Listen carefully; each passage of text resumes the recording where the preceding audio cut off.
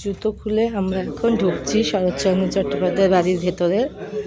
এটাই লিখতেন, এটা ওনার লেখার ঘর ছিল। হ্যাঁ, সামনে চেয়ারটা লক্ষ্য রাখুন, চেয়ারটা বসতেন, টেবিলে খাতা রাখতেন, আর সোজা যে জানলাটা দেখতেন জানলাটা খোলা থাকতো। বাইরে যে বাঁশ গাছ পাঁচিলটা দেখছেন ওটা ছিল না, রূপনারায়ণ নদী ক্ষেত দিয়ে বইতো। 2 নম্বর র্যাকে লক্ষ্য রাখুন, সাদা সুতো দিয়ে কাঁচটা বাঁধা ওনার জুতো আছে।